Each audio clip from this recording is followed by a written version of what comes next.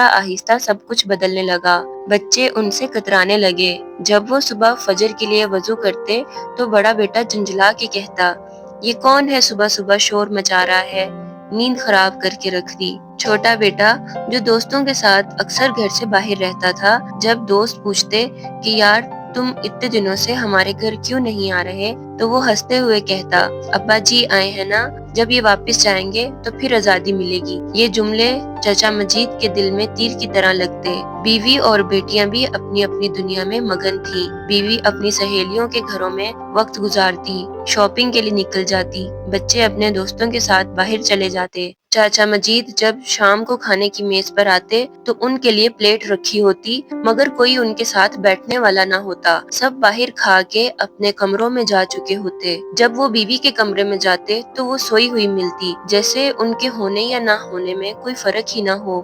یہ سب کچھ چاچا کے لیے ناقابل برداشت تھا۔